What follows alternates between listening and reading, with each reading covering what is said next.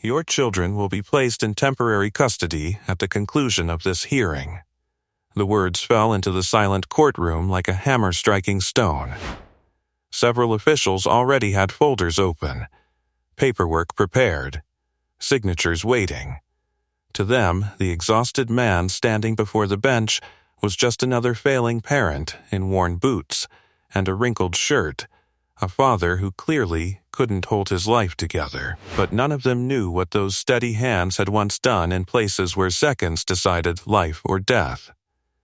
Sir, unless you have something meaningful to add, this court will proceed. By the way, where are you watching from? Tell me in the comments below. Because what everyone in that courtroom believed they were witnessing wasn't the real story at all. The quiet father didn't argue. He didn't shout. He didn't plead. Instead, Ethan Calloway simply placed one hand gently on his daughter's shoulder, steady and calm, the same way someone might anchor themselves before a storm. From the benches behind him, whispers moved through the courtroom like a slow wind. People had already decided who he was, a man who couldn't keep a stable job, a parent living paycheck to paycheck, a father who, according to the reports stacked on the judge's desk, had moved apartments 3 times in 2 years. But standing beside him were 2 small children who never stopped looking up at him. 8-year-old Lena gripped the sleeve of his jacket. 6-year-old Noah sat beside her, swinging his feet nervously above the polished floor. They didn't understand legal terms like custody reassignment or temporary guardianship. What they understood was simple. This room might take their father away. The courtroom itself carried the quiet tension of institutional power.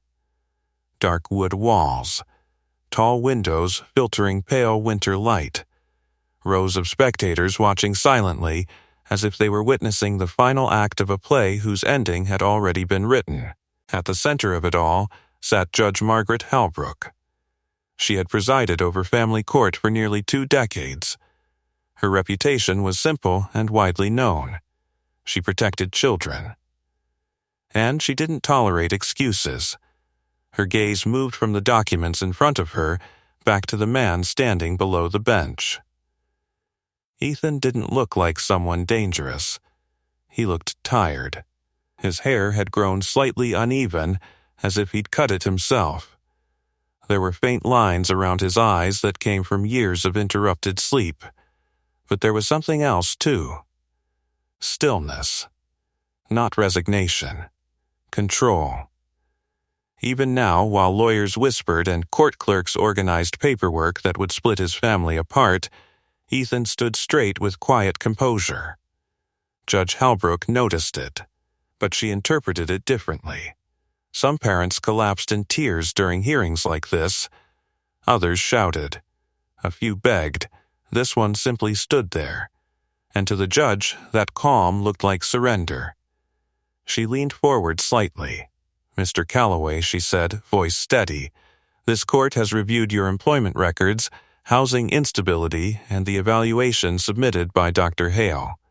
Her hand rested on the final document. The recommendation remains unchanged. Behind Ethan, someone shifted in their seat. Across the aisle, a court officer quietly closed a folder. The decision was approaching. Lena tugged lightly on Ethan's sleeve. "Dad." Her voice was barely above a whisper. He crouched slightly beside her chair, bringing himself level with her eyes. The courtroom lights reflected faintly in his calm gaze. "It's okay," he murmured softly. His voice carried the quiet steadiness of someone used to speaking in chaos. "We're all right." Noah looked up next. "Are they taking us somewhere?" The question hung in the air for a moment. Ethan didn't answer immediately. Instead, he placed a reassuring hand on his son's shoulder. A simple touch. But it was precise. Grounding. The kind of touch that slowed breathing and steadied fear. Judge Halbrook watched the exchange. It was brief, small, but it registered. Dr. Victor Hale adjusted his glasses at the witness table. He had written the evaluation recommending temporary removal. From a psychological standpoint, the reasoning was clear. Financial instability often translated into long-term stress for children. Structure mattered. Consistency mattered. And Ethan's life on paper looked like a man constantly fighting to stay afloat. 3 jobs in 2 years. Delivery driver, maintenance technician, night warehouse assistant. None of them stable, none of them prestigious. To the system, those details formed a pattern. A father struggling to provide. The judge lifted the final page again. "Mr. Calloway," she said, "you have one final opportunity to address the court before I deliver my ruling." The room held its breath. Ethan rose slowly to his feet. For a moment he didn't speak. He looked down at his children first. Lena watching him carefully. Noah gripping the edge of his chair. Then he raised his eyes to the bench. His voice, when it came, was quiet. But it carried. "I know what the reports say. The courtroom waited, and I know what it looks like." He paused briefly. "But those kids," his gaze flicked back toward them, "they've never gone a day without me." The statement landed softly. No drama. No performance. Just fact. Judge Halbrook listened without expression. From the outside, the moment seemed almost anticlimactic. A father saying something simple before losing everything. But what nobody noticed, not yet, was the way Ethan's posture shifted slightly when the courthouse hallway door outside the courtroom creaked open. His head turned instinctively. His eyes sharpened for a fraction of a second, like someone whose instincts had once been trained to listen for danger in crowded rooms. No one in the courtroom understood that subtle change. Not yet. Because within seconds, everything inside that building was about to change. The courtroom stayed silent after his words. For a moment, nothing moved except the slow turning of pages on the judge's desk. The air felt heavy, like the seconds before a storm finally breaks. Dr. Victor Hale leaned slightly toward the microphone at the witness table. "With respect, Your Honor," he began, adjusting his glasses, "while Mr. Calloway clearly cares about his children, emotional attachment alone doesn't provide the stability children require." His voice was clinical, measured. The kind of tone that sounded compassionate while quietly dismantling someone's life. "The evidence shows inconsistent employment, housing instability, and limited long-term financial planning," the evaluator continued. "These patterns create an environment of uncertainty." A few people in the back row nodded faintly. To them, it sounded reasonable. Responsible, even. Judge Margaret Halbrook rested her hands together on the bench. "Mr. Calloway," she said, her tone firm but not cruel, "this court is tasked with protecting the welfare of your children. That responsibility requires us to consider long-term security, not just present intentions." Ethan stood still, absorbing every word. Lena tightened her grip on his sleeve again. The small movement made his jaw tense slightly, though he kept his voice calm. "I understand." Judge Halbrook studied him for a moment. "What concerns the court," she continued, "is that your circumstances appear to change frequently. 3 different residences in 2 years. Several jobs. That instability raises serious questions." Ethan didn't interrupt. He simply nodded once. Across the courtroom, a clerk slid a document closer to the judge. The top page already carried several highlighted lines. It was the custody transfer order. Temporary placement with the children's maternal aunt until further review. On the surface, it sounded reasonable, but to the children sitting quietly in that wooden bench, it meant something else entirely. It meant leaving their father's small apartment, leaving the tiny kitchen where Lena liked helping make pancakes on Saturdays, leaving the couch where Noah built blanket forts during rainy afternoons. It meant leaving him. Noah swung his legs nervously again, the heels of his sneakers tapping softly against the bench. Tap, tap, tap, Ethan noticed. Without even looking down, his hand rested gently on the boy's shoulder. The tapping stopped. Judge Halbrook observed the gesture, again small, again steady. Still, procedure had to continue. Dr. Hale leaned forward once more. "If I may add, Your Honor," he said, "Mr. Calloway's background indicates a period of prolonged unemployment following military discharge." The room shifted slightly. Military. It was the first time that detail had been spoken aloud in the hearing. But the evaluator moved past it quickly. While honorable service deserves recognition, Hale continued, the court must focus on the present. The question isn't who Mr. Calloway once was, it's whether he can currently provide consistent stability. A murmur moved quietly through the spectators. Ethan's eyes lowered briefly. Not in shame, in memory. For a fraction of a second, the courthouse sounds faded behind the distant echoes of something else entirely. Rotor blades, radio static, shouted coordinates. Then the memory vanished. He lifted his head again. Judge Halbrook cleared her throat softly. "The court appreciates your service," she said, her tone respectful but procedural. "However, Dr. Hale's point stands. This hearing concerns the immediate welfare of your children." Lena suddenly spoke up, her small voice cutting through the formality. "He always takes care of us." The courtroom froze. Children rarely spoke during hearings. The judge's eyes softened slightly. "Sweetheart," she said gently, "I know your father loves you. But we're okay," Lena insisted, clutching Ethan's arm. "We're not scared when he's there."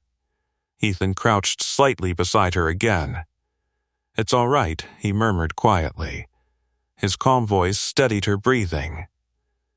Judge Halbrook exhaled slowly. This part of the job never got easier. She had seen parents who loved their children deeply yet still failed to provide safe environments. Love alone didn't guarantee security. She turned another page. "Mr. Calloway," she said carefully, "before I finalize the court's decision, you have one last opportunity to present any additional information relevant to your case." The entire room seemed to lean forward. It was his final chance. Across the aisle, a young reporter quietly scribbled notes. Near the back wall, 2 courthouse officers stood with arms folded, observing, and on the bench beside him, Lena and Noah looked up at their father with complete trust. Ethan slowly stood again. His shoulders were relaxed, his breathing steady. When he spoke, his voice carried quietly across the room. "I don't have money like some people do." The honesty landed plainly. "But those kids," he glanced down at them again, "they've never had to wonder if I'd show up." The courtroom listened. "I've been there every day," he continued. "School mornings, nightmares, fevers, homework." He paused, and every time something went wrong, his sentence stopped there. Judge Halbrook tilted her head slightly. "What do you mean by that?" she asked. Ethan seemed about to answer. But at that exact moment, a sharp cry echoed from the courthouse hallway outside. Then another voice shouted. Footsteps suddenly pounded across the marble floors. The courtroom door burst open. A court officer rushed inside, breathless. "Your Honor, there's a medical emergency in the hallway." Gasps rippled through the room. From somewhere outside came the sound of frantic voices, someone yelling for help, another voice crying out in panic. Judge Halbrook immediately stood. "What happened?" The officer swallowed hard. "It's your granddaughter, ma'am." For the first time since the hearing began, the judge's composure cracked. "What?" she whispered. "Something's wrong," the officer said urgently. She collapsed. Chairs scraped across the courtroom floor as people stood. The quiet legal chamber instantly turned into chaos. Through the open doorway, the sounds grew louder. Panicked shouting. A woman crying. Someone calling for a doctor. Judge Halbrook rushed down from the bench toward the hallway, and while everyone else froze in shock, Ethan Calloway's head snapped toward the door. His posture changed instantly. Not like a father, like someone who had heard that exact tone of panic before. His eyes sharpened, his breathing slowed, and without hesitation, he moved before anyone else fully understood what was happening. While lawyers exchanged confused looks and spectators rose uncertainly from their seats, Ethan was already halfway to the courtroom door. The noise in the hallway grew sharper with every step, panicked voices echoing against marble walls, someone crying, someone shouting for help that clearly hadn't arrived yet. Judge Margaret Halbrook reached the hallway first. The moment she saw the small body on the floor, the world seemed to tilt beneath her feet. Sophie. Her granddaughter lay on the cold courthouse marble, pale and motionless. A courthouse employee knelt beside her, hands trembling, unsure what to do. Another woman, Sophie's mother, was kneeling nearby, shaking the girl's shoulders gently. "Sophie, sweetheart, wake up, please wake up." The panic in her voice spread through the hallway like electricity. A small crowd had already formed, clerks, officers, visitors who had heard the commotion. Everyone stared, frozen by uncertainty. Someone pulled out a phone. "Call an ambulance. I already did. How long?" 3 minutes, maybe 4. 4 minutes. For most people, that sounded fast. For someone trained to measure time in heartbeats, it was an eternity. Ethan stepped forward through the growing circle. "Give her space," he said calmly. His voice wasn't loud, but it carried authority. People instinctively shifted aside. Judge Halbrook barely registered who had spoken. Her eyes were locked on her granddaughter. "Sophie, stay with me, please." The girl's breathing was shallow, uneven. Her small fingers twitched once before going still again. Ethan dropped to one knee beside her. The marble floor was cold beneath his palm as he quickly assessed the scene. Breathing irregular, pulse weak, skin pale. He glanced at the woman kneeling beside the child. "Has she had any medical issues before?" he asked. The woman blinked through tears. I don't know, she just collapsed. She said she felt dizzy, then Her voice broke. Ethan leaned closer, his movements precise. "Sophie," he said gently. No response. Around them, the hallway noise continued building. Someone shouted again for a doctor. Another courthouse worker tried fanning the girl with a folder as if that might somehow help. Judge Halbrook felt her hands shaking. "Where is the ambulance?" she demanded hoarsely. A court officer checked his phone. "Still coming, Your Honor." Ethan didn't look up. His focus stayed entirely on the girl.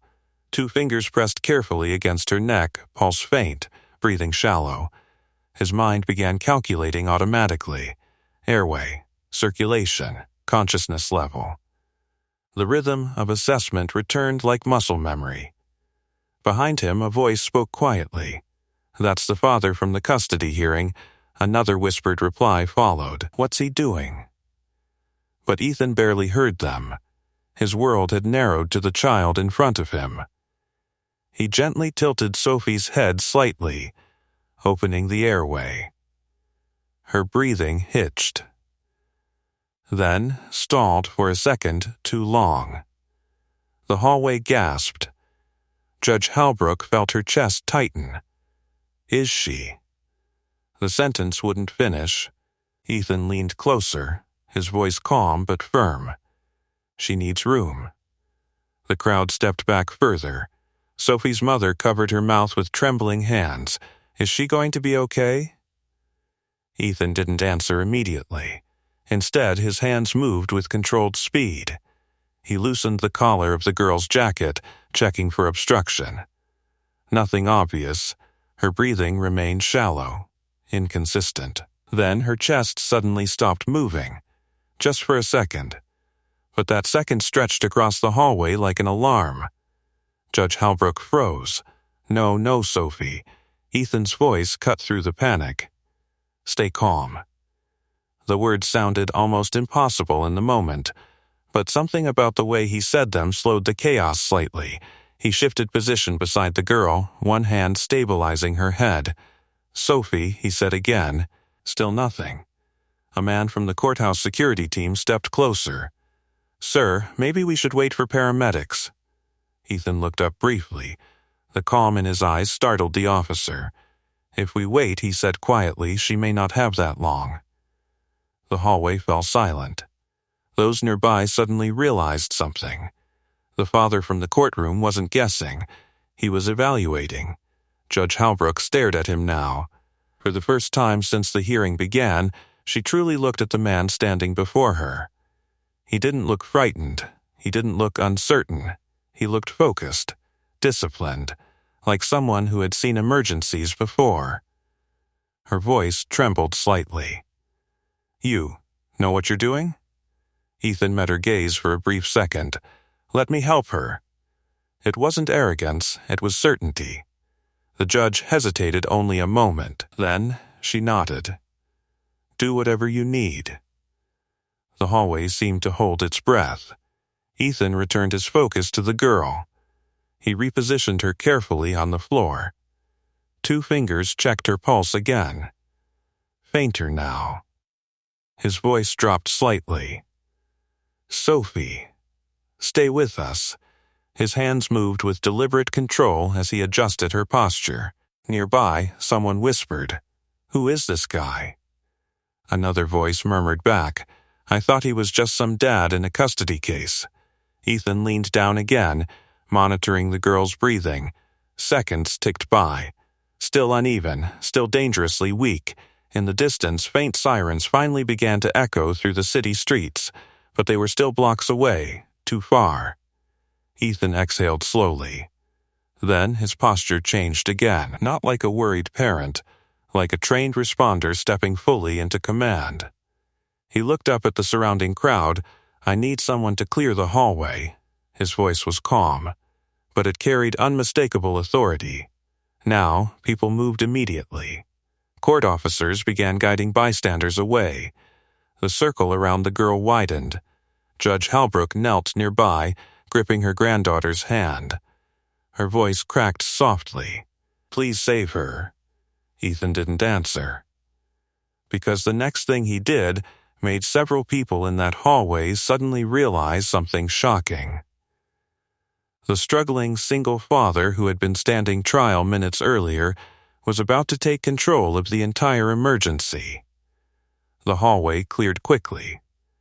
Court officers moved people back toward the courtroom, their voices firm but controlled. The growing crowd retreated several steps, leaving open space around the child lying on the marble floor. The air suddenly felt quieter, not calm, but focused.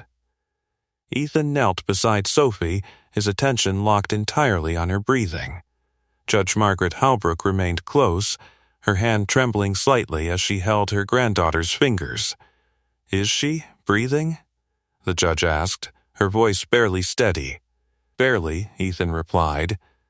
He spoke calmly, but his eyes moved constantly, watching the rise of the girl's chest, measuring the pauses between breaths. Too slow. Too shallow. Not enough oxygen. He placed one hand gently against the girl's forehead, checking temperature. Cool. Her lips had begun to pale. Behind him, Sophie's mother struggled to keep her composure. "What's happening to her?" she asked through tears. Ethan answered without looking away from the child. She may have fainted from a drop in blood pressure, or something triggered a breathing collapse. The explanation was simple, but the way he delivered it sounded practiced, measured. He tilted the girl's head slightly again, opening the airway further. "Come on, Sophie," he murmured quietly. The words were soft, encouraging. But his hands never hesitated. Across the hallway, Dr. Victor Hale had stepped out of the courtroom with the rest of the witnesses. He stopped abruptly when he saw what was happening. For a moment, he simply stared.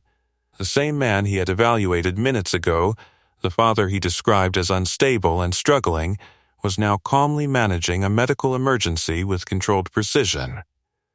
Dr. Hale leaned toward one of the court officers. "Who called emergency services?" he asked. "They're on their way," the officer said. "How long? 2 minutes, maybe. 2 minutes." Ethan heard it. Still too long. Sophie's chest rose again, then faltered. Her breathing paused. 1 second. 2. Judge Halbrook's voice broke. She stopped. "I see it," Ethan said quietly. His hands moved instantly. He repositioned the girl's shoulders, adjusting the angle of her airway. "Stay calm," he said gently to the judge. "Her body's trying to regulate." But the truth was clear in his eyes. The child's oxygen level was dropping. He needed her breathing steady again before the paramedics arrived. Ethan leaned closer, listening carefully near her mouth. There it was, a faint breath. Then another, weak but present. Good. His mind worked quickly, cycling through possibilities: syncope, respiratory obstruction, panic-induced collapse, or something neurological. He checked her pulse again. Still faint, still inconsistent. Sophie's fingers twitched slightly. Judge Halbrook gasped. She moved. "That's good," Ethan said. He gently squeezed the child's hand. "Sophie, can you hear me?" The girl didn't respond, but her breathing stabilized slightly. Around them, the hallway remained tense. People watched silently. Some whispered quietly among themselves. "That guy knows exactly what he's doing. I thought he worked maintenance or something. Did you see how fast he reacted?" Dr. Hale listened carefully. The evaluator's mind was already reassessing. The father he had studied through paperwork suddenly looked very different in real life.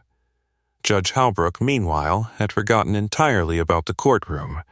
Her world had shrunk to one small child lying on the floor. "Sophie," she whispered again. Ethan shifted slightly, keeping one hand steady beneath the girl's neck. Her breathing improved another fraction. Better, but still fragile. Then Sophie's chest suddenly tightened. Her breathing stalled again. A ripple of panic moved through the hallway. Ethan's voice stayed calm. "I've got her." He leaned closer again, adjusting the girl's head carefully. A small cough escaped her lips. Air rushed back into her lungs. Several people exhaled loudly. Judge Halbrook covered her mouth with shaking fingers. Ethan allowed himself one quick breath of relief. But he stayed focused. "She's coming back," he said. The faint sound of sirens grew louder now, closer. Finally, Sophie's eyelids fluttered. Then slowly they opened, confused, weak, but conscious. Her mother gasped, "Oh my God, Sophie." The girl looked around slowly, her eyes unfocused. "Mom?" "I'm here, sweetheart," the woman cried, grabbing her hand. Judge Halbrook closed her eyes briefly, overcome with relief. Ethan stayed steady beside the girl, watching her breathing. "Take slow breaths," he instructed gently. Sophie followed weakly. Inhale. Exhale. Each breath slightly stronger than the last. The hallway's tension began to release. People murmured in amazement. A courthouse clerk whispered to another. "That man just saved her." Moments later, paramedics rushed through the courthouse doors carrying emergency equipment. They knelt quickly beside the girl. "What happened?" one asked. Ethan shifted slightly, giving them space. "She collapsed suddenly," he explained. Breathing became shallow, pulse weak but present. Airway was restricted slightly. I adjusted positioning. The paramedic looked up sharply. "You're medically trained?" Ethan hesitated for half a second, then simply nodded. Something like that. The responders quickly began their own assessment. One of them glanced at the judge. "She's stable now," he confirmed. Judge Halbrook looked back toward Ethan. For the first time since the hearing began, the authority in the room had shifted. The man who stood trial minutes ago had just become the reason her granddaughter was breathing again. She rose slowly to her feet. And when she looked at him now, her expression carried something entirely new. Respect. And one question she hadn't asked before. Mr. Calloway. Her voice was quieter this time. What exactly did you do before all those jobs? The hallway stayed crowded even after the paramedics arrived. Their equipment bags lay open across the marble floor while one responder checked Sophie's pulse and another wrapped a blood pressure cuff around her small arm. The machines beeped softly, confirming what everyone was hoping to hear. Stable. Not fully recovered. But stable. Judge Margaret Halbrook stood only a few feet away, her arms folded tightly as if holding herself together. Sophie's mother knelt beside the stretcher, brushing hair away from the girl's forehead while whispering reassurances. Ethan stepped back to give the paramedics space. The sudden quiet felt strange after the rush of adrenaline. Only minutes earlier he had been standing in a courtroom about to lose his children. Now, half the courthouse was staring at him. One of the paramedics looked up from the monitor. You positioned her airway perfectly, he said, glancing at Ethan. Most people wouldn't know to do that. Ethan shrugged lightly. Just trying to help. The paramedic studied him for a moment. You said you've had training? Before Ethan could answer, another paramedic spoke. She's responding well, the second responder said, glancing toward the judge. Her oxygen levels are climbing again. We'll transport her to the hospital just to be safe. Judge Halbrook finally exhaled, the tension leaving her shoulders for the first time since the collapse.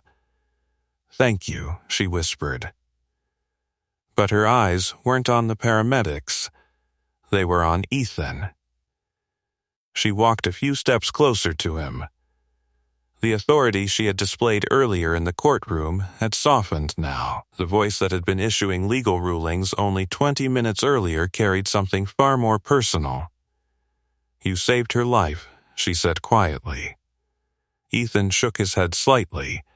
The paramedics will take care of the rest. But the judge didn't look convinced. Across the hallway, courthouse employees whispered among themselves.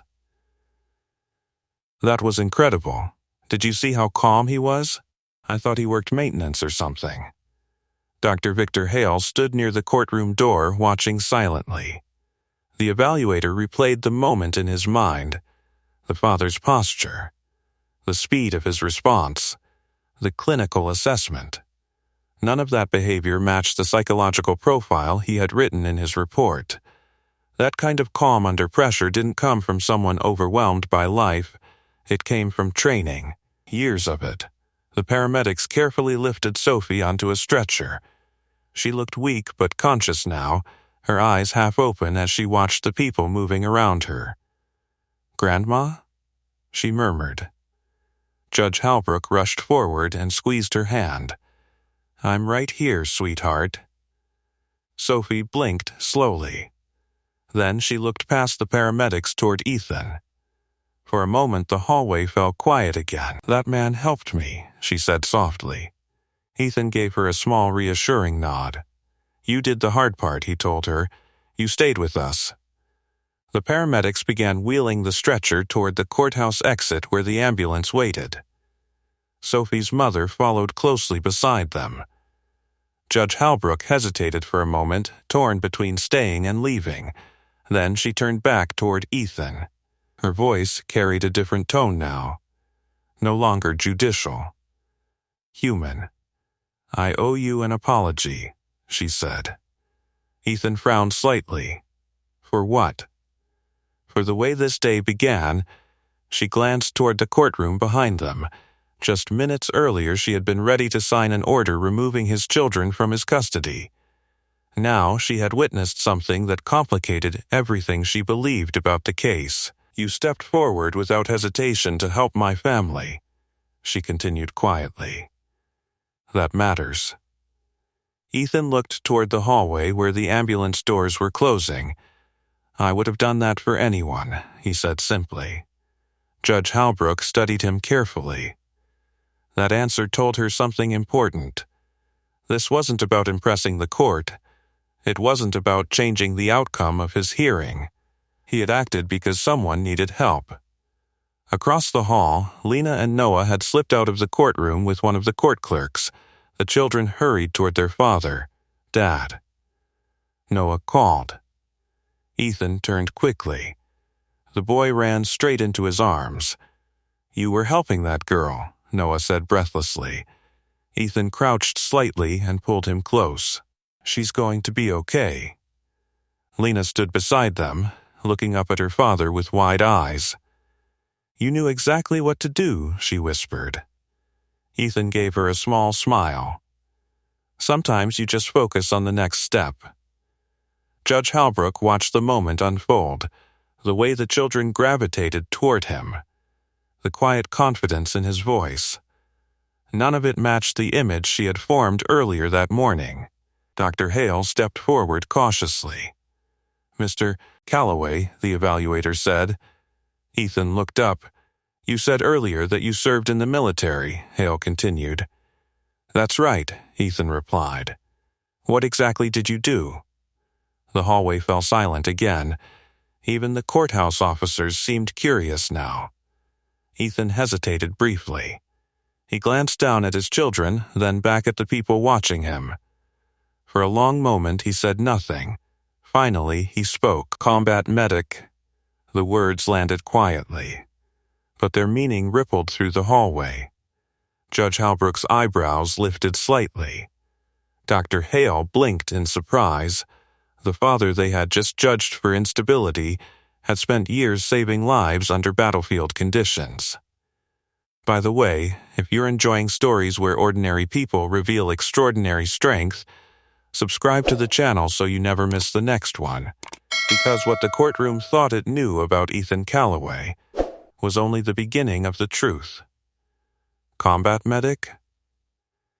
Dr. Victor Hale repeated the words slowly, as if they needed time to settle in the air. The courthouse hallway had grown quieter again after the ambulance pulled away. The distant echo of sirens faded into the city streets outside, leaving behind only the murmurs of courthouse staff and the soft footsteps of people returning toward the courtroom. Ethan stood with Lena and Noah beside him, one hand resting lightly on his son's shoulder. Yes, he answered simply. Judge Margaret Halbrook studied him with new attention now. Earlier that morning she had seen a struggling father standing trial. The man in front of her now looked different. Not wealthier, not more powerful, but steadier. How long were you a medic? She asked.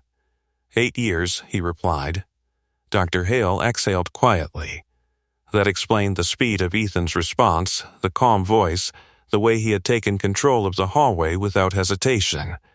Battlefield medicine? The evaluator asked. Ethan nodded once. Mostly evacuation teams. Stabilizing injuries until transport. The simplicity of the explanation made several courthouse staff glance at each other. Evacuation teams. Stabilizing injuries. The words sounded ordinary, but everyone in the hallway suddenly understood something. Those skills didn't come from a classroom. They came from chaos. Judge Halbrook crossed her arms thoughtfully. You handled that situation with remarkable control, she said. Even the paramedics noticed. Ethan shifted slightly, clearly uncomfortable with the attention. It's what I was trained to do, but that training wasn't mentioned during the hearing, Dr. Hale pointed out. Ethan gave a faint shrug. No one asked. The evaluator's eyebrows lifted. Technically, that was true. The court had focused on employment records, housing history, and financial reports. His military service had appeared only briefly in the file, listed as background information. None of them had explored it further. Lena looked up at her father. You saved people before? She asked quietly. Ethan glanced down at her, his expression softening. Sometimes. Noah's eyes widened. Like superheroes? A faint smile appeared at the corner of Ethan's mouth. Not exactly. Across the hallway, several courthouse employees lingered near the courtroom entrance. The story of what had just happened was already spreading quietly through the building. That's the dad from the custody case. The one who saved the judge's granddaughter? Yeah, apparently he was a military medic. Whispers moved like ripples through the hallway. Judge Halbrook heard them. She also heard the echo of Ethan's earlier words inside the courtroom. Those kids, they've never gone a day without me. The judge turned toward the open courtroom doors. Technically, the hearing was still in session. The final ruling had not yet been delivered. She looked back at Ethan again. "Mr. Calloway," she said carefully, "what happened earlier today doesn't erase the concerns raised in your case." Ethan nodded. "I understand.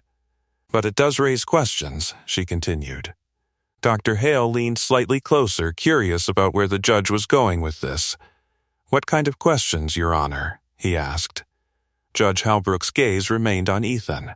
"For example," she said slowly, "why a man with advanced medical training would now be working maintenance and delivery jobs."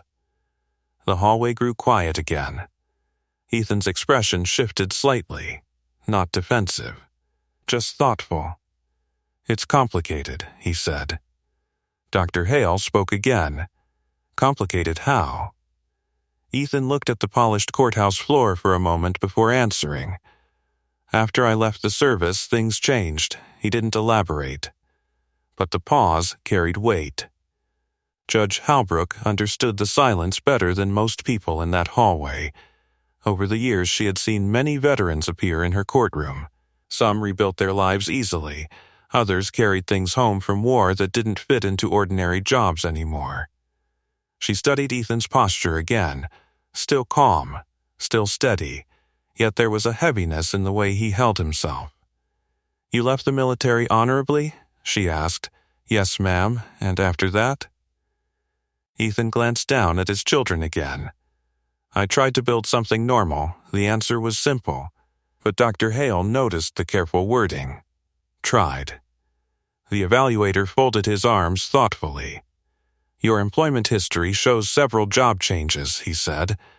"Was that related to your transition after service?" Ethan nodded. "Partly." The hallway lights hummed quietly overhead. Court officers stood nearby, listening without interrupting. Judge Halbrook slowly exhaled. Earlier that morning, she had been minutes away from signing a document that would separate this man from his children. Now she was realizing how incomplete the court's understanding of him had been.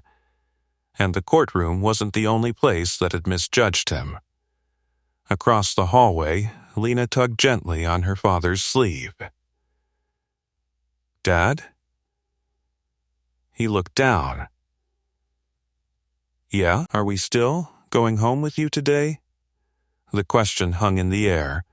Dr. Hale glanced toward the judge. Judge Halbrook looked toward the courtroom doors again. The hearing had paused for an emergency. But legally, it wasn't finished.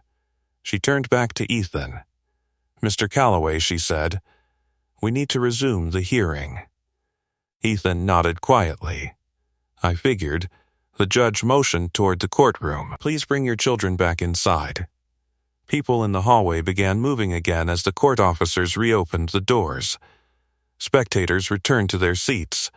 The reporter who had been taking notes hurried back to the press bench. Dr. Hale walked toward the witness table. Judge Halbrook paused briefly before following. But before she stepped inside, she looked at Ethan one more time.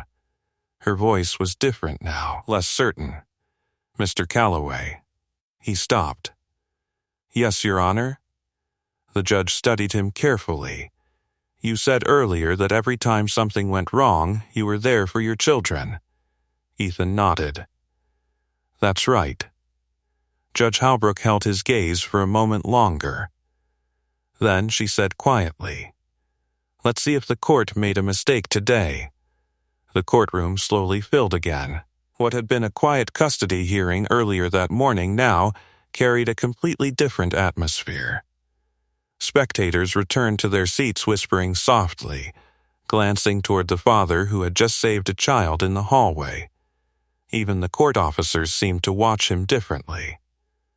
Ethan walked back to the defense table with Lena and Noah beside him. The children stayed close, as if the chaos outside had reminded them how fragile the moment still was. Lena held his hand tightly. Noah climbed back onto the wooden bench, swinging his legs again, though this time the nervous tapping had softened. Across the room, Dr. Victor Hale took his seat at the witness table. His evaluation folder still lay open in front of him, but he wasn't looking at the paperwork anymore. He was watching Ethan. The judge entered moments later, her expression thoughtful. "All rise," the bailiff called. The courtroom stood. Judge Margaret Halbrook took her seat slowly, her eyes briefly scanning the room before settling again on the father standing before her. "Please be seated." Chairs shifted softly as everyone sat. For several seconds the judge said nothing. The silence stretched long enough that even the reporter's pen paused above her notebook. Finally, Judge Halbrook folded her hands on the bench. Before the emergency interruption, she began, this court was preparing to deliver a ruling regarding custody of Lena and Noah Calloway. Her voice remained composed, but there was a noticeable change in its tone. Less certainty, more consideration. However, she continued, events that occurred moments ago have raised new information relevant to this case. Dr. Hale straightened slightly. The judge turned toward him. "Dr. Hale, your evaluation of Mr. Calloway focused heavily on his employment history and financial instability." "That's correct, Your Honor," the evaluator replied. "Did your evaluation include an in-depth assessment of his military background?" Dr. Hale hesitated. "No, Your Honor." The judge nodded once. "I see." Her eyes shifted toward Ethan again. "Mr. Calloway, during the emergency in the hallway you demonstrated advanced trauma response techniques." Ethan remained standing quietly. "Yes, ma'am. Those techniques were consistent with battlefield medical training, yes." The judge leaned slightly forward. "Why was this experience not discussed earlier in the hearing?" Ethan answered honestly. "No one asked." A quiet ripple moved through the courtroom. Dr. Hale cleared his throat softly. "In fairness, Your Honor, the evaluation process focuses primarily on present stability indicators." The judge nodded again. "Understood." She paused. "But it is also the responsibility of this court to understand the full context of a parent's capability." Her gaze returned to Ethan. "You served 8 years as a combat medic, yes. During that time you were responsible for stabilizing wounded soldiers under active conditions." "That's right." The judge studied him carefully. "Can you tell the court why someone with that level of expertise is currently working temporary jobs?" The question hung in the air. Spectators leaned forward slightly. Even the reporter looked up from her notes. Ethan took a slow breath before answering. "When I left the military," he said quietly, "I didn't plan to change careers." Judge Halbrook listened closely. "I actually started working at a civilian hospital." Several people in the courtroom exchanged surprised glances. Dr. Hale blinked. "You worked in a hospital?" For a while, Ethan replied. "Then what happened?" the judge asked. Ethan's eyes moved briefly toward his children before returning to the bench. After a few months, it stopped working. The answer sounded incomplete. The judge noticed. "Stopped working how?" Ethan paused again. His voice dropped slightly. "Sometimes when you've spent years treating injuries in war zones, certain environments become difficult." The room grew very quiet. Dr. Hale slowly began to understand. "You're referring to post-service trauma?" the evaluator asked carefully. Ethan didn't like the label. but he nodded once. Something like that. Judge Halbrook leaned back slightly in her chair. Many veterans had appeared in her courtroom over the years, but very few had stood in front of her after saving her granddaughter's life. She looked toward Lena and Noah sitting beside their father. The children watched the adults quietly, not fully understanding the conversation unfolding around them. Lena squeezed her father's sleeve again. Dr. Hale spoke carefully. "Mr. Calloway, why didn't you mention this history during the custody evaluation?" Ethan looked at him. "Because it didn't seem relevant to whether I love my kids." The simplicity of the answer landed heavily in the room. Judge Halbrook rested her hands together again. "Your employment record shows several short-term jobs over the last few years. Yes, maintenance work. Deliveries. Night shifts, yes, why those jobs?" Ethan answered without hesitation. "They let me stay close to my children." The judge raised an eyebrow slightly. "Explain. They're flexible," Ethan said. "If Lena gets sick at school, I can leave work. If Noah has a nightmare at night, I'm home." He glanced briefly toward them again. "They don't need a perfect father." His voice stayed calm. "They just need me there." The courtroom remained silent for several seconds. Because suddenly the man everyone had labeled unstable looked like something entirely different. A father who had quietly rebuilt his life around one simple goal: never leaving his children alone. Judge Halbrook looked down at the custody order still sitting on her desk, the same document she had been ready to sign earlier that morning. And for the first time since the hearing began, she wasn't sure it was the right decision anymore. The courtroom remained still after his words. Even the faint hum of the ceiling lights seemed louder than before. "They just need me there." The sentence echoed quietly in the minds of everyone sitting in that room.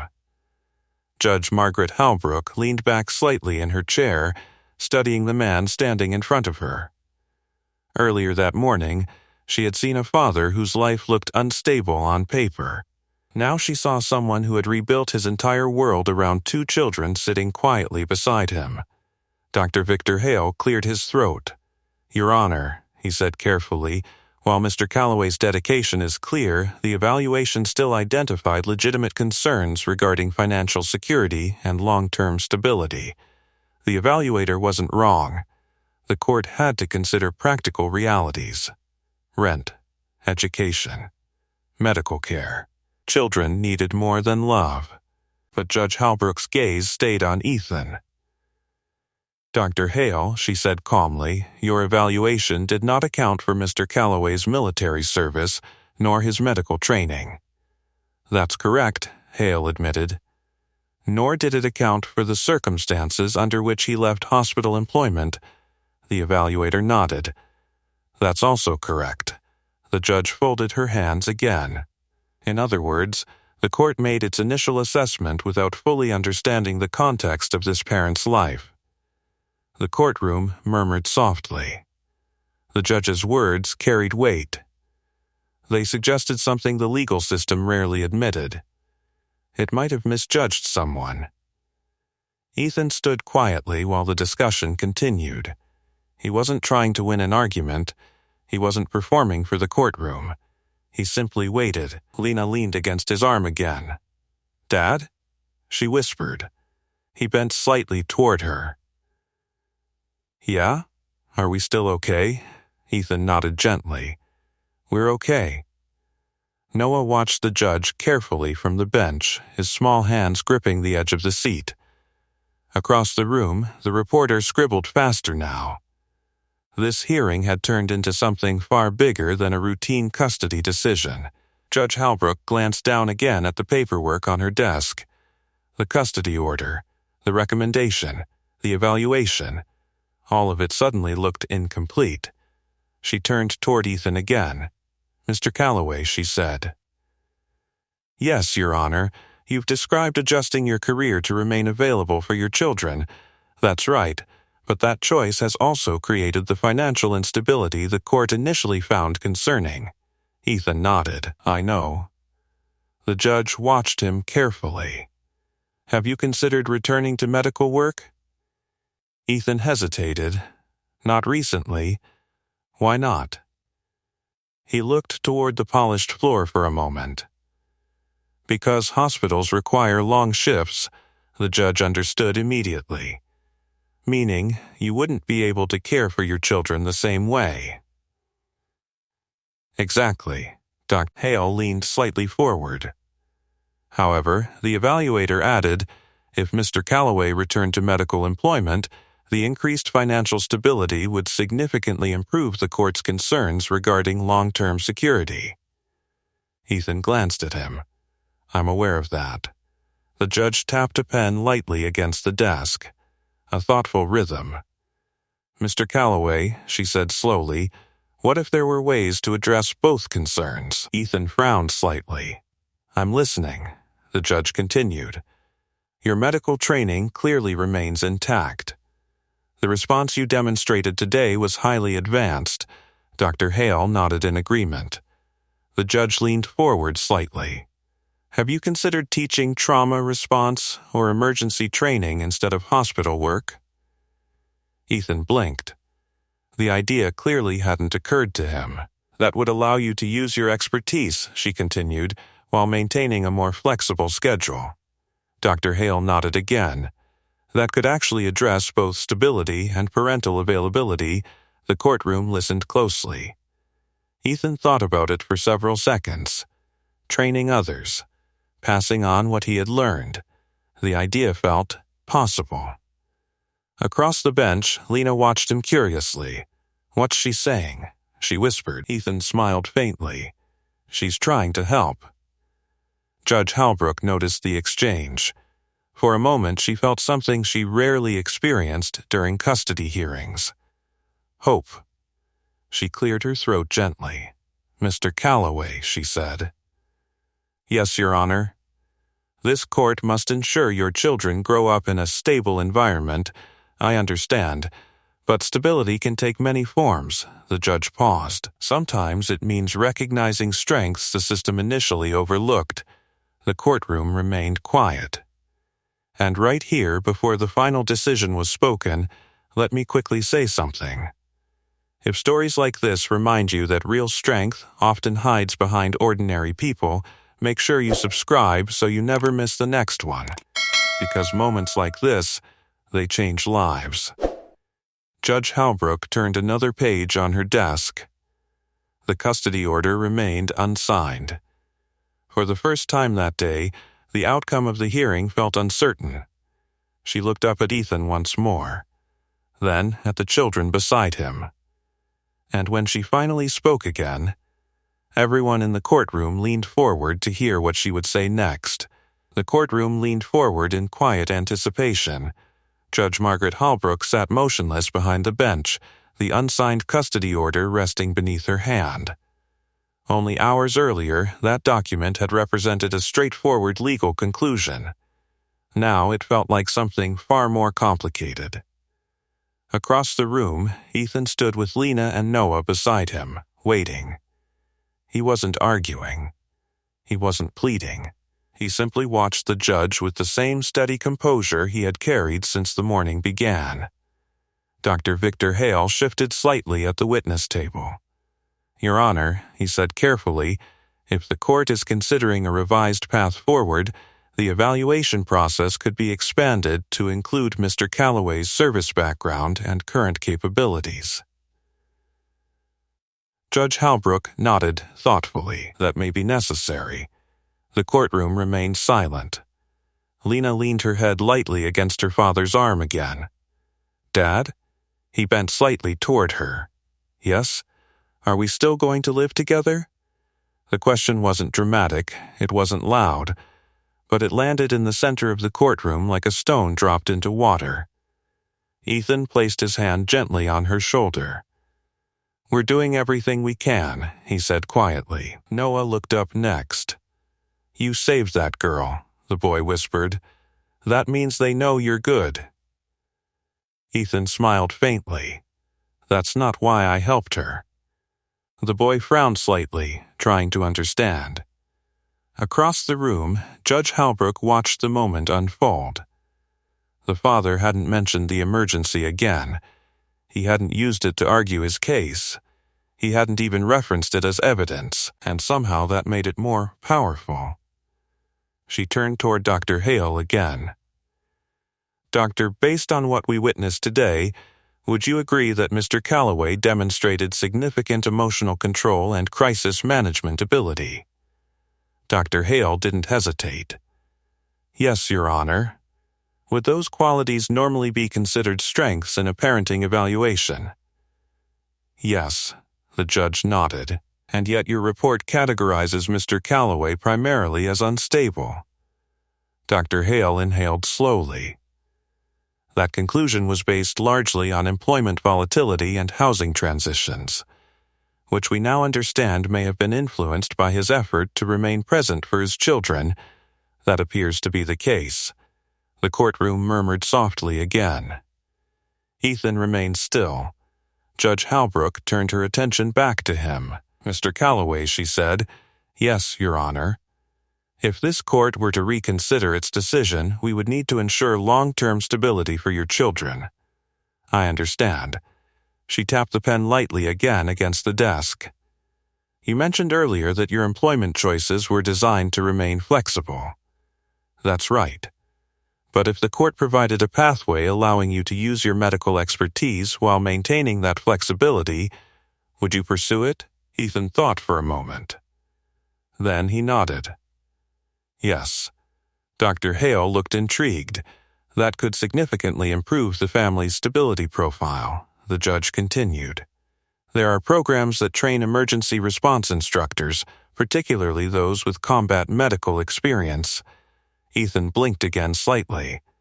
The idea still felt unfamiliar, but the more he thought about it, the more it made sense. Teaching others to save lives, without the endless hospital shifts, without losing the evenings he spent helping Lena with homework or reading stories to Noah before bed. Judge Halbrook noticed the change in his expression. You're considering it, she said. Yes. Good. She glanced toward the paperwork again. The custody order. Still unsigned. For the first time that morning, it looked unnecessary. Across the courtroom, the reporter leaned forward eagerly, sensing the direction of the hearing. Dr. Hale closed his evaluation folder slowly. Then he spoke. Your Honor, if I may revise my earlier statement. The judge looked toward him. Go ahead.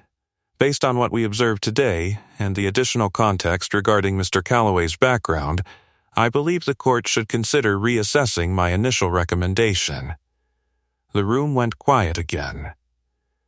The evaluator who had recommended removing the children was now questioning his own conclusion. Judge Halbrook nodded. That seems appropriate. She turned back toward Ethan. Mr. Calloway. Yes, Your Honor. If the court chooses a different course today, it will require cooperation from you moving forward. You'll have it. You'll need to demonstrate continued stability. I will. You'll need to explore professional opportunities that utilize your training. I can do that. The judge studied him carefully. There was no hesitation in his answers, no defensiveness, just quiet certainty. She glanced at Lena and Noah again. Both children sat close to their father, watching the adults with wide, hopeful eyes. Judge Halbrook took a slow breath. Then she reached for the unsigned document on her desk, and instead of signing it, she turned it face down. The motion was small, but everyone in the courtroom saw it, because that single gesture meant something important. The decision the court had been ready to deliver earlier that morning was no longer the decision she intended to make. The quiet sound of paper turning over echoed through the courtroom. Judge Margaret Halbrook's hand rested on the custody order she had just flipped face down. No signature. No final stamp of authority. just a document that suddenly no longer carried the certainty it had earlier that morning. A ripple moved through the spectators' benches. The reporter in the front row stopped writing for a moment, watching carefully. Even the court officers near the walls exchanged quick glances. Everyone understood what that small gesture meant. The outcome of the hearing had just changed. Ethan stood beside the defense table with Lena and Noah close to him. He hadn't moved when the judge turned the paper over, but something inside his chest loosened slightly. Not relief yet, but the first sign that the storm might be passing. Judge Halbrook folded her hands calmly on the bench. "Mr. Calloway," she said. "Yes, Your Honor." This court was prepared to sign a temporary custody reassignment order earlier today. Her voice carried clearly across the room. That decision was based on the information presented at the time. She paused briefly, but courts are not meant to ignore new evidence. The courtroom remained completely still. Dr. Victor Hale leaned forward slightly at the witness table, listening carefully. Judge Halbrook continued. Today, this court witnessed something that was not reflected in the case file. Her eyes moved toward Ethan. Professional medical expertise, then toward the children beside him. Emotional stability. Then back to the paperwork on her desk, and a parent whose life choices appear motivated by proximity to his children rather than neglect of them. The words landed with weight. Across the room, Lena squeezed her father's arm. Noah looked up at him with wide eyes. Dr. Hale spoke carefully. "Your Honor, based on these developments, I would support a reassessment period rather than immediate removal." Judge Halbrook nodded. "That aligns with my thinking." Ethan remained quiet. He had spent most of the morning preparing himself to hear the opposite. The judge turned slightly in her chair. "Mr. Calloway, the purpose of family court is not punishment. It is protection." "I understand. The question we must answer is whether your children are safer with you or separated from you." Ethan nodded again. Judge Halbrook continued slowly. "This morning, based solely on financial records, the court believed separation might be necessary." She paused. "But after observing your response to an emergency involving a child, that conclusion deserves reconsideration." Several people in the courtroom shifted slightly. The judge leaned forward. "You demonstrated calm, training, and decisive action under extreme pressure." She glanced briefly toward the courtroom doors. "You also did so without hesitation for a child who was not your own." Ethan answered quietly. Anyone would have helped. The judge shook her head slightly. "No." Her voice carried certainty. "Not everyone would have known how." The courtroom fell silent again. Dr. Hale nodded faintly in agreement. Judge Halbrook looked down at the custody order once more. Then she slid it aside. Therefore, she said clearly, this court will not be issuing a custody reassignment today. A collective breath escaped the room. Lena gasped softly. Noah's eyes widened. Ethan didn't react immediately. He simply stood there absorbing the words. Judge Halbrook raised a hand gently. "However," she continued, "this decision comes with expectations." Ethan nodded. "I understand. The court will place this case under review rather than removal." She glanced toward Dr. Hale. "A revised evaluation will be conducted incorporating Mr. Calloway's military background, medical training, and current parental involvement." Dr. Hale agreed immediately. "I'll prepare that assessment." The judge turned back toward Ethan. "In addition, Mr. Calloway, I strongly encourage you to pursue the professional pathways we discussed earlier." "The training programs?" he asked. "Yes, emergency response instruction. Medical training roles. Positions that utilize your expertise while preserving your role as a father." Ethan nodded slowly. "I'll look into it." Judge Halbrook studied him carefully. "I believe you will." She leaned back slightly. "Until the review period concludes, Lena and Noah will remain in your custody." The sentence landed like sunlight breaking through clouds. Lena hugged her father's arm tightly. Noah whispered excitedly, "We're staying." Ethan placed a steady hand on both their shoulders. His voice remained calm, but there was warmth in it now. "Yes." Judge Halbrook looked down at the file one last time before closing it. "Court will reconvene in 90 days for review." Then she lifted her gaze toward Ethan again. "And Mr. Calloway." "Yes, Your Honor?" Her expression softened. "For what you did today," she paused briefly. "Thank you." The father simply nodded. Because he hadn't stepped forward in the hallway to impress the court. He had stepped forward because someone needed help. And somehow, that simple instinct had just changed the outcome of everything. For several seconds after the judge's decision, the courtroom stayed perfectly still. It was the kind of silence that follows something important, when people are still processing what just happened. Then the tension in the room began to loosen. A quiet murmur spread across the spectators' benches. The reporter in the front row resumed writing quickly, capturing every detail before the moment passed. Judge Margaret Halbrook closed the case file gently. "Mr. Calloway," she said, her voice calm again but noticeably warmer than before, "you are free to go for today. The court will expect to see progress during the review period." Ethan nodded respectfully. "You will." The judge gave a final look toward the two children beside him. Lena was still holding tightly to her father's arm, while Noah watched the judge with the wide-eyed curiosity only a 6-year-old could manage inside a courtroom. Judge Halbrook's expression softened slightly. "Take care of them," she said. "I always do," Ethan replied quietly. The bailiff stood and announced, "Court is adjourned." The sound of chairs shifting filled the room as people began standing and gathering their belongings. But before Ethan could leave, Dr. Victor Hale approached him from the witness table. The evaluator stopped a few feet away, adjusting his glasses slightly. "Mr. Calloway," he said. Ethan turned toward him. "Yes?" Dr. Hale hesitated for a moment, clearly choosing his words carefully. "I believe I owe you an apology." Ethan raised an eyebrow slightly. "For what?"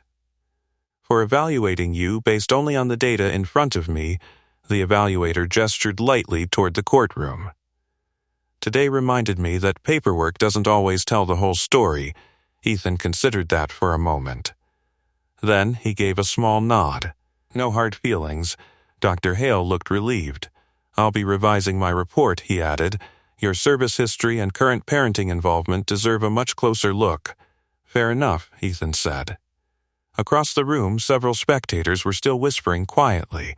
"That's the guy who saved the judge's granddaughter." "Yeah, and they were about to take his kids away." "Crazy how things turn around." The reporter closed her notebook and walked past Ethan as she left. "Good luck, Mr. Calloway," she said sincerely. "Thank you," he replied. Lena tugged gently on his sleeve again. "Dad?" He looked down. "Yeah? Does this mean we're really going home with you?" Ethan crouched slightly so he could look both children in the eyes. "Yes," he said. "We're going home together." Noah grinned widely. "I told you you were a hero," the boy said proudly. Ethan chuckled softly. "I'm just your dad." The three of them began walking toward the courtroom doors. As they stepped into the hallway, the courthouse looked different somehow. The same marble floors, the same echoing corridors, but the tension that had followed them into the building that morning had finally lifted.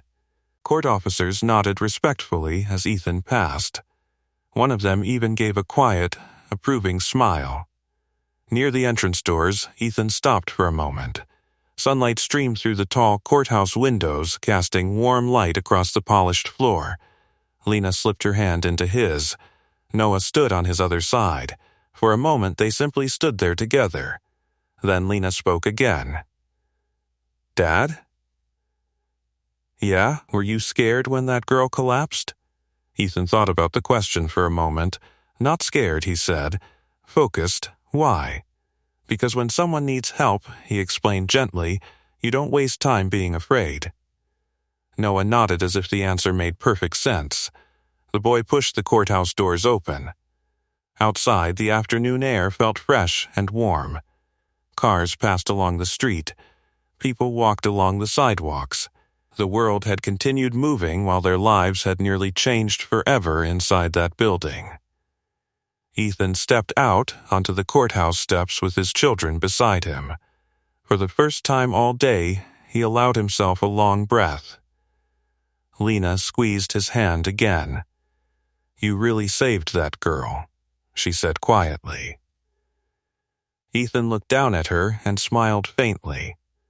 No, he said. She saved us. The courthouse doors closed quietly behind them. Outside, the late afternoon sun stretched across the wide stone steps, warming the cool air that had followed them all morning. People moved along the sidewalk, cars passed through the intersection, and the ordinary rhythm of the city continued like nothing extraordinary had happened inside those walls. But for Ethan and his children, everything had changed.